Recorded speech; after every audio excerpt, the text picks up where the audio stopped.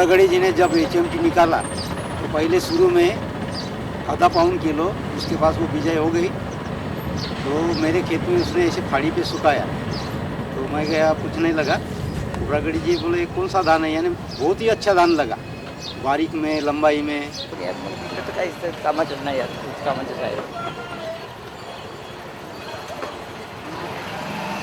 तो मैंने पूछताछ किया उससे, ये धान कौन सा है भाई, बहुत बढ़िया धान दिख रहा है। हाँ, तो उन्होंने बताया हमने अभी उसकी वैरायटी बढ़ाने की, बोले बाद में देखेंगे बोले। उसकी बुद्धिमत्ता ये एक ऐसी है कि वो धान के कीड़े जैसे खेत में जाके दिन से रात के 7 बजे तक वो वहीं रहते खेत में। वो सभी को नहीं जमता ना। दादाजी रामोजी खोब्रागड़े विदर्भ के गांव नांदेड़ के जाने माने किसान हैं। किसानों के बीच उनकी अच्छी ख्याति है। उन्होंने 1 दशक पहले धान की किस्मों में से एक को विकसित किया था। उसका नाम उस समय की लोकप्रिय HMT घड़ी पर रखा गया। धान की ये किस्म मध्य भारत की करीब 10 लाख हेक्टेयर ज़मीन में बोई जाती है।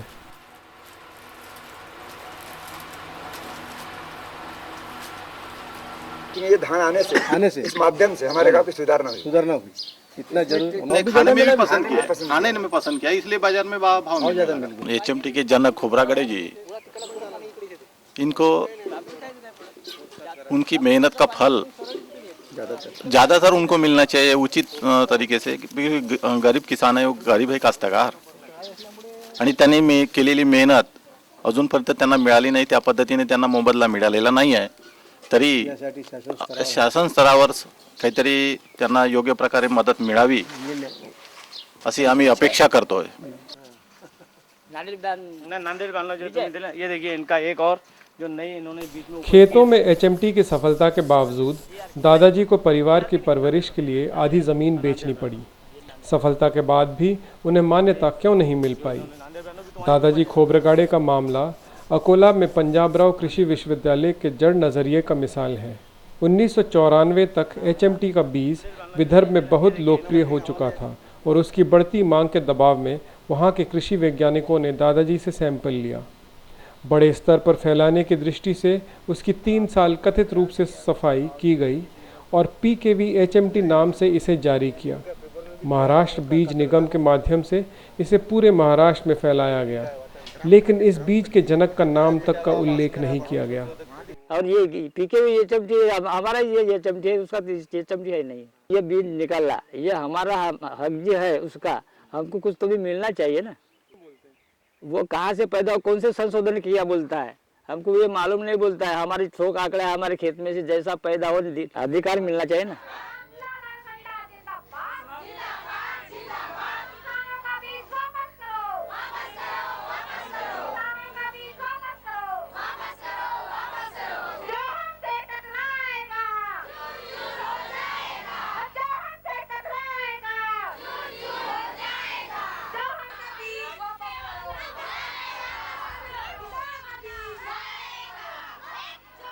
छत्तीसगढ़ की राजधानी रायपुर में एक दैनिक अखबार ने खबर छापी कि धान की किस्मों को बड़ी संख्या में देश के बाहर बहुराष्ट्रीय शोध कंपनी की प्रयोगशाला में भेजा जा रहा है। इस खबर को किसानों ने अपने समझौते का उल्लंघन माना, जिसके भरोसे उन्होंने विश्वविद्यालय को बीज दिए थे। छत्तीसगढ़ के जतका देसी धान रिस ना तेला किसान मन सकेत पेलानिस और किसान मन लकीस कि मैं ये धान ला अच्छा उन्नत बीज बना के दूँ, एला वापस करूँ तुम ला कह के अब ओला लान के यहाँ जमा करी से। अब अभी वो तो है नहीं हमारी रिछाया जी तो। रायपुर के इंदिरा गांधी कृषि विश्वविद्यालय में धान के 20,000 से अधिक किस्में इकट्ठी की गईं। इसे 70 के दशक में प्रसिद्ध धान वैज्ञानिक डॉक्टर R.H. रिछारिया ने किसानों से लेकर तैयार किया था। उन्होंने ज़रूरत के हिसाब से और स्थानीय परिस्थितियों के अनुकूल सफल देसी किस्मों का चयन किया और किसानों के बीच उनका पुनर्वितरण करने का प्रयास किया। छत्तीसगढ़ में डॉक्टर रिछारिया की पहचान गांव-गांव घूमकर धान की किस्में इकट्ठा करने वाले की रही है। उस समय प्रधानमंत्री लाल बहादुर शास्त्री के लोकप्रिय नारे जय किसान की झलक डॉक्टर रिछारिया के काम में दिखती थी। वे मानते थे कि कृषि विज्ञान को खेती करने वाले किसानों से बहुत कुछ सीखने को मिलेगा। देसी किस्में वर्षों से, शताब्दियों से उस स्थान पर लगाई जाती रही है, तो इसलिए इन किस्मों में स्थानीय परिस्थितियों से लड़ने की, जूझने की एक क्षमता बन जाती है उसमें, और वो उस स्थान पे अच्छी साबित होती है। 8-9 साल में 71 से लेके 79 के बीच में लगभग 19,000 धान किस्में, जिसमें कि देसी किस्मों का बाहुल्य था। प्रयासों से और कम खर्चे से जो ये संग्रह किया है, यह बहुत ही दुर्लभ है। पूरे भारत में ऐसा हम लोगों ने दूसरी जगह पर नहीं देखा है जो यहाँ पर किया है। डॉक्टर रिछारिया जानते थे कि किसान हजारों वर्षों से अपने पर्यावरण के अनुकूल धान की किस्मों को उगाते रहे हैं।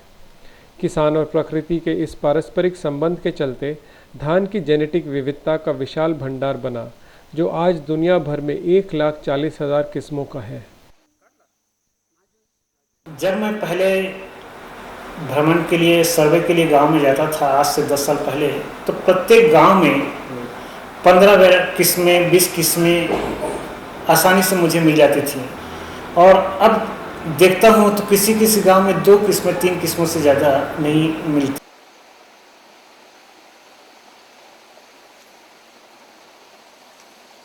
धान की जेनेटिक विविधता ने बहुराष्ट्रीय सिंजेंटा कॉरपोरेशन को भी आकर्षित किया।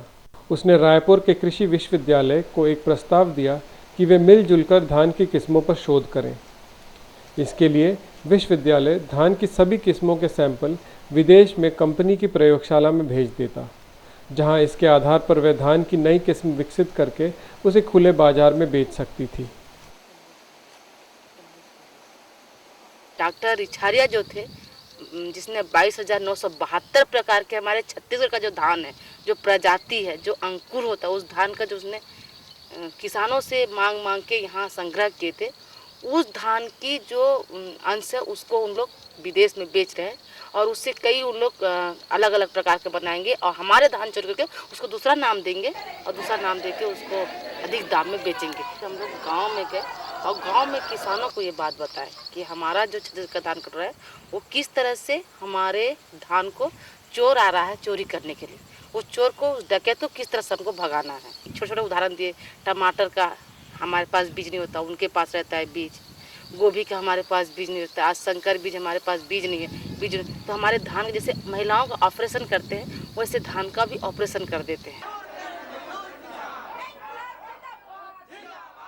छत्तीसगढ़ की इस लड़ाई को दुनिया भर का समर्थन मिला। जो विरोध पहले छिटपुट हो रहा था, वह अब संगठित और व्यापक रूप से होने लगा। भारतीय कृषि विज्ञान संस्थान ने विश्वविद्यालय पर समझौता से अलग होने का दबाव डाला और सिंजेंटा को अपने फायदेमंद सौदे से हाथ धोना पड़ा। यह स्थिति आज अगस्त 2005 तक कायम है।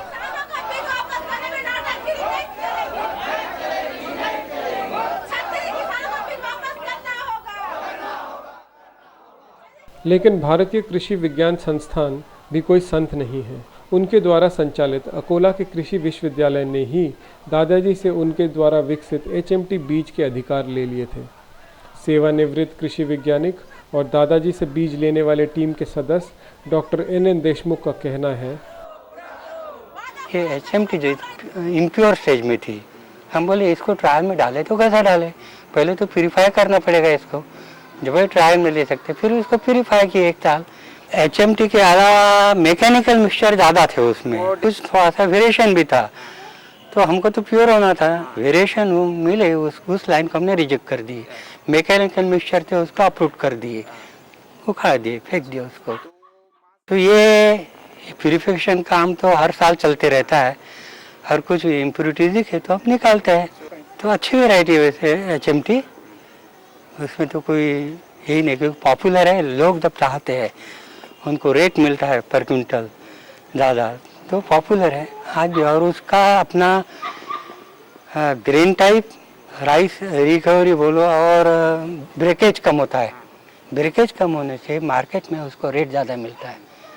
विश्वविद्यालय में प्राप्त धान की सभी 25,000 किस्में अपने खास गुणों के कारण लोकप्रिय हैं। ये प्राकृतिक रूप से सदियों से विकसित होती रही हैं। इसलिए किसान उनमें से चुनकर बेहतर किस्म विकसित कर पाया जिनमें स्वाद, पौष्टिकता, उगने की अवधि और हर बाली में ज़्यादा दाने होने जैसे गुण हैं। इसकी कई किस्मों में सूखा सहन और खारे पानी में उगने की विशेषताएं भी हैं।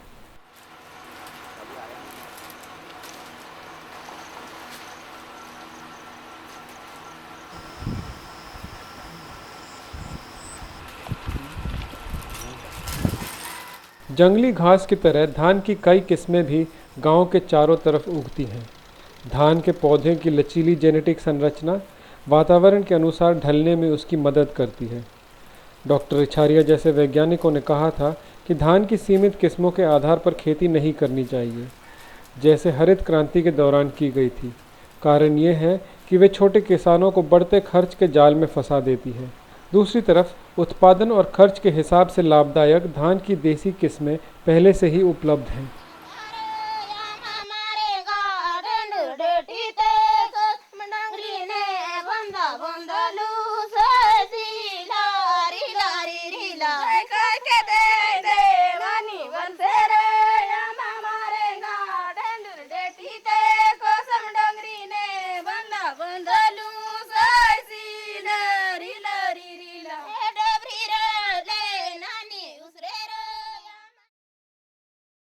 दादाजी खोबरागड़े धान की 5 किस्मों के जनक हैं। आज अपने 2 एकड़ खेत में वे DRK नामक किस्म उगा रहे हैं। इसे उन्होंने खुद विकसित किया है और अपना नाम दिया है। दादाजी ने धान के पौधों की हर पीढ़ी के विकास और उनमें आए परिवर्तन का गहरा अवलोकन किया है और उन्हीं में से नई किस्में चुनते हैं।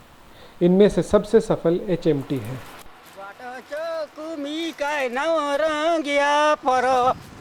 टुटाई दिल काय मन बरो कुकाडो बाकोरा बोटी कनेरा कुकाडो बाकोरा बोटी कनेरा ले ले ले ले ले ले ले ले ले ले ले ले।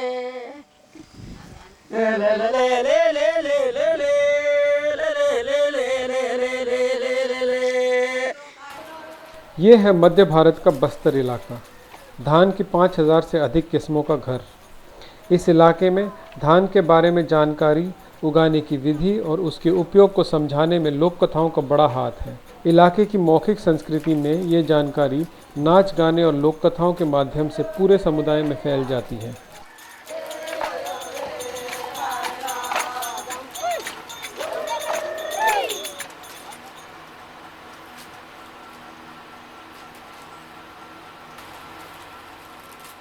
बस्तर के एक किसान और संरक्षणवादी शिवनाथ ने माँ बाप और अन्य किसानों से सुना है कि धान की देसी किस्में खर्च और गुणों के दृष्टि से लाभदायक हैं।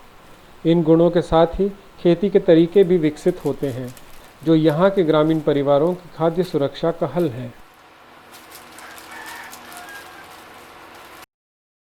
लागते कौन सा धान जो कुटे काजे, रांधे काजे, सब काजे? सफरी, लुचई, गाड़ा खूटा मन तो है क्या? शुरुआत में जब हमारे बाप दादा जब खेती करते थे तो एक ही खेत में कहीं पे थोड़ा दाल लगाएंगे, चावल लगाएंगे, तेल के लिए तिल लगाते थे, आलू लगा देंगे, कहीं पे वो कोचई लगा देते थे। तो सब्जी, तेल, चावल तीनों चीज़ उनको मिल जाता था। वो दुकान से निर्भर नहीं होते थे। तो हम लोगों ने ये तय किया है कि अपने एक खेत पे अब विदेशी धान बंद करना है, तो बीज बैंक बना रहे हैं। बीज बैंक में जितना देसी धान हो रहा है सब हम लोग गांव-गांव में इकट्ठा कर रहे हैं। धीरे धीरे ज़मीन को सुधारने में तो टाइम लगेगा, क्योंकि जहाँ पे वो रासायनिक खाद पड़ चुका है, तो हम लोग अभी पूरा गांव-गांव में किसानों को दिखा रहे हैं। सामाजिक कार्यकर्ता होने के साथ साथ राजिम छत्तीसगढ़ के दूसरे इलाकों में भी घूमी हैं। उन्होंने देखा कि कई किसान धान की देसी किस्मों को प्राथमिकता देते हैं ताकि वे अपनी स्थिति को बेहतर कर पाएं, क्योंकि इसमें खर्च कम और चारा ज़्यादा निकलता है। छाटने से बीज मन के एर मन के लगा तो रहा है। देख ना समझ आने से छाटूंगा ऐसा मतलब देखो देख कुछ हिसाब में बीज मन चो किस्म ठीक है। ऐसे की किस्म थोड़े हां ये काय दाना है तो कैसा ना नहीं हुआ बीज बीजी नहीं हुआ नहीं हुआ करो ये ठीक हुआ ये कहना मुश्किल है कि चावल के दाने की जंगली पौध से खाद्यान्न बनने तक यात्रा कैसे पूरी हुई, लेकिन बस्तर में स्थित धरोहर धान संरक्षण केंद्र के काम को देखकर इसका कुछ अंदाज लगाया जा सकता है। और 3-4 गांव में हम लोग बीज बैंक भी बना है, जहां कि 4-5 वैरायटी का अलग अलग किस्म का बीज वहां रखे हैं किसानों की सुविधा के लिए, यानी कि जो छोटे छोटे किसान को मिला के समूह जैसा बनाया है। यहाँ किसान तो बड़े किसान तो है नहीं, छोटे किसान है और सीमांत किसान है। अब ये लोग क्या है, उत्पादन जो भी करेंगे ले दे करके धान के कटाई में भी नहीं पहुँचता है, ये नया तक तो ख़त्म हो जाता है। तो क्या है, जो अर्ली वेराइटी है ना, तो जब उनका जो धान जो ख़त्म, जो स्टॉक पिछले साल का जो स्टॉक है धान है, वो ख़त्म होते समय ना ये धान पक के तैयार हो जाता है। मेहर धान, बारंगी धान, ये धान ऐसा धान है, इस धान को आदमी कभी छोड़ी। खेतों में स्थित धरोहर जैसे संरक्षण केंद्र किसान चलाते हैं। इस कृषि अवधारणा में भविष्य की बागडोर किसान के ही हाथों में है। छोटे किसान स्थानीय किस्मों से उत्पादन बढ़ाकर साबित करते हैं कि कृषि व्यापार से ज़्यादा खाद्य सुरक्षा का माध्यम है। इसीलिए जब बोने का समय आता है तो किसान एक साथ कई बातों का ध्यान रखते हैं। फार्म जैसा है, सर्वे फार्म जैसा, उसमें कृषक का नाम, वो कब से उस किस्म विशेष को अपने यहाँ पे प्रयोग कर रहा है, क्या उसने वो बीज कहाँ से लाया, उसके दादा परदादाओं ने कहाँ से लाया होगा। साथ ही किसान से पूरी जानकारी लेते हैं कि इसको लगाने में क्या सावधानियाँ करनी पड़ती है, क्या क्या तैयारियाँ करनी पड़ती है, नए में इसको खाने में कैसा है, पुराना होने के बाद खाना चाहिए बेहतर होगा। आपको पता चला है कि इलायची करके एक किस्म है, तो उसको उपयोग करने से आपके मुंह के छाले जो हैं, वो मुंह के छाले होने की संभावना कम हो जाती है। राम लक्ष्मण जो किस्म है सर, वो कोंडा गांव से हम लोग लाए हैं। वो किसान लगाया था उस साल। जब उसके पास गया तो वो उसने कहा, किसान ने कहा कि अभी मैं काट लेता हूँ, उसके बाद मैं आपको दूंगा। जब काटने के बाद मैं उसके पास गया तो बोला कि मैं इसको काट के मैं बीज भी लिया और रख भी दिया, तो नहीं मिल पाया उस वक्त। तो मैं खेत में गया, 5-6 दाना था सिर्फ। तो आज जो हमारे संरक्षण प्लाट में है, और धान तो मोटा है, लेकिन उसमें एक बारीक चावल है और 2 दाना रहता है। तो गए साल फिर एक धान दिए थे, पखिया धान, तो उसको मैं इस साल गए साल लगाया था। तो वो धान मोटा भी है और खाने में भी अच्छा है, तो उसके कारण मैं उसको पसंद करके अभी भी है। तो इस साल किसान लोग मेरे को और मांग रहे हैं। तो अभी पकिया धान की बड़ा ले तो पकिया धान के पेरे देवा बेसु की जान नहीं हुआ जाले। नाम बैजुराम नेताम है। हाँ, बैजुराम नेताम, गोलावन पनारा पदार। हाँ, चिकची गारंटी स्कूल का नीचे पटेल घर द्वार सामने है। यही मतलब उन्हीं किसान के मतलब ये बांटू दे शिकायत थोड़े थोड़े उनके पेड़ और फिर उन पर बड़ा तो रहा है, ज्यादा उपयोग कर तो काजी।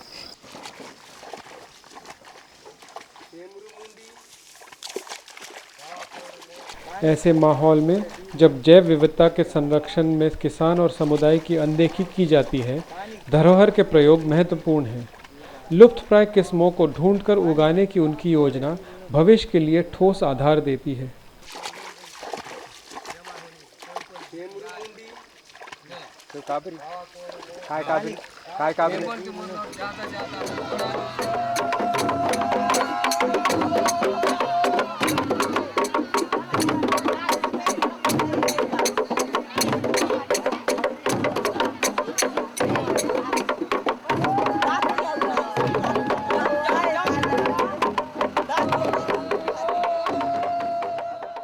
दादाजी खोबरगढ़े ने अपने खेत में प्राकृतिक रूप से उगे अलग से दिखने वाले एक पौध की 3 बालियों को पहचाना और पौध प्रजनन के नियम और सरल जैव तकनीक का इस्तेमाल करके कुछ ही वर्षों में एक लोकप्रिय किस्म तैयार कर दी।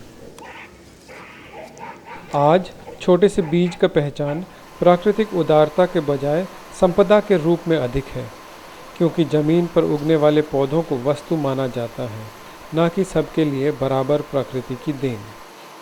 दुर्भाग्यवश रायपुर के इंदिरा गांधी कृषि विश्वविद्यालय के शोध निदेशक का भी यही नज़रिया है। But the national government is the owner of this all of the material, and they have recently passed the Biodiversity Act. They have passed the Plant Varieties Protection Act. These 2 acts have been passed during last 2 years. and there are governing bodies to be created under this act. The regulatory body which has been envisaged under that act has not yet been constituted. Once that is constituted, whatever we will seek the directives from them, that what we have to do, how we have to give to share with others. We are not sending to any other scientist of other university. We are simply sharing, giving only to the scientists of this university. गांव-गांव से आके हम लोगों ने बीज वापसी आंदोलन चलाया, जो हमने ऑपरेशन बीज वापसी। उस समय किसानों में तो एक संगठन हो ही गया था कि भाई हमारे खेती पे उनका दावा कैसे चलेगा, हम तो उद्योग पे उनका कब्जा नहीं कर रहे हैं। ये जो जमीन है हमारा जो पुरखाती है और जिस पे हमारा अधिकार है, हम अपना जमीन का धान पे हमारा अधिकार होना चाहिए करके।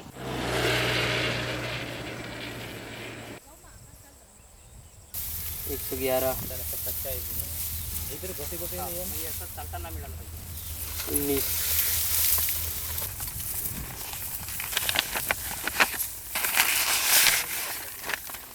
कृषि तंत्र की उदासीनता ने नियमों के उल्लंघन को बढ़ावा दिया है।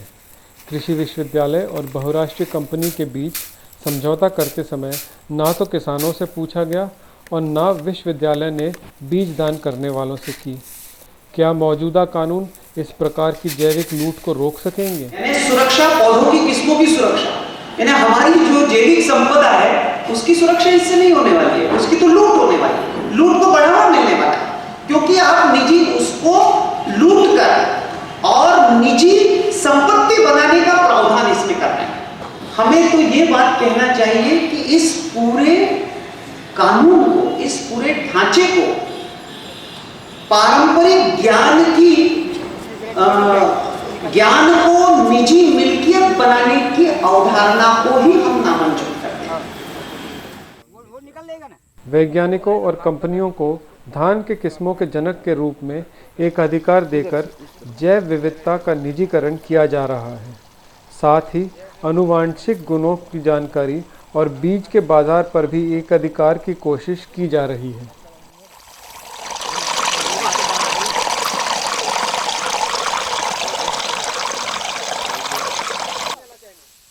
वो दूसरा एक काट लीजिए। हाँ जी, काट लीजिए। दूसरी तरफ धान की किस्मों के फर्क को समझने के लिए तेज नज़र, संवेदनशील हाथ और असीम धैर्य की ज़रूरत है, पर आजकल इनकी कौन परवाह करता है। इसलिए किसानों के अधिकारों का अभियान उन्हें वैज्ञानिक और बीजों के ट्रस्टी के रूप में भी देखता है।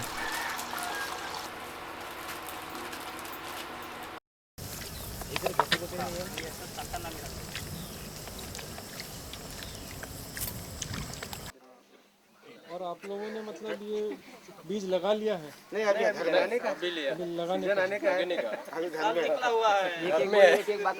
इनको हमने इनको अगले साल मांगे कि हमको बिजाई दो। इन्होंने बोले कि अभी हमारे पास कम है, हम तुमको आगे देंगे, तभी ये साल हमने ले लिया। थोड़ी थोड़ी बिजाई अभी इस साल दिए है, अगले जून में हम उसकी बुआई करेंगे। दादाजी खोब्रागड़े नाराज ज़रूर हैं कि उन्हें ना पहचान मिली और ना फ़ायदा, फिर भी वे धान की नई किस्मों को विकसित करने में लगे हैं। जब भी कोई किसान उनके पास बीज मांगने आता है तो वे मना नहीं करते। कृषि वैज्ञानिकों और संस्थाओं से दादाजी को जो पहचान और सम्मान नहीं मिला, उससे कहीं ज़्यादा उन्हें ये किसानों से मिला है। किसानों के वैज्ञानिक और जनक वाले रूप को मान्यता दिलाने वाले मुहिम में दादाजी भी शामिल हैं। वे कई इलाकों में जाते हैं और लोगों को HMT को बनने से लेकर छिनने तक की दास्तां सुनाते हैं।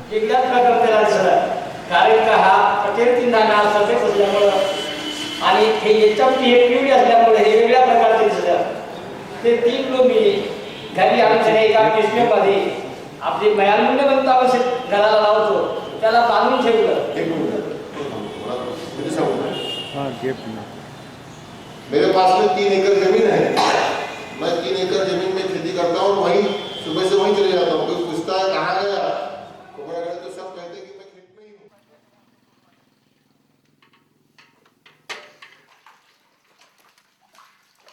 दादाजी, राजिम और शिवनाथ जैसे किसानों ने खेती की विविधता को अपने अपने तरीके से बचाए रखा है।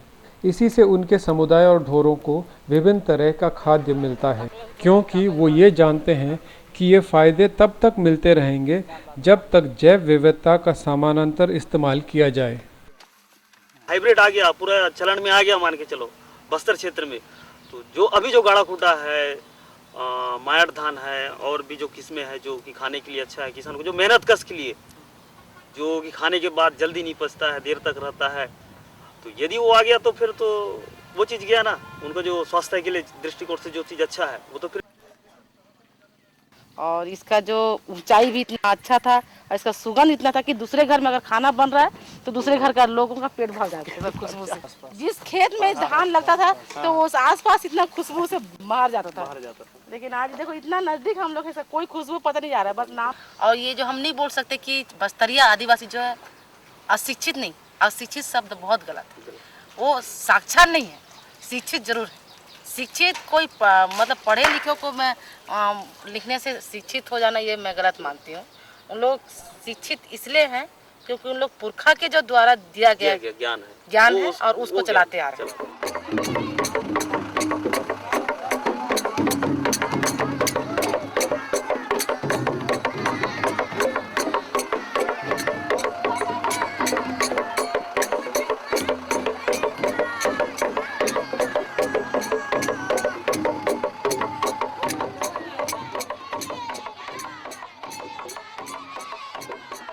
अगर एक छोटे से बीज को देखने का नज़रिया नहीं बदला गया तो किसान देसी बीजों को इस्तेमाल करने के पुश्तैनी अधिकार से भी वंचित हो जाएंगे।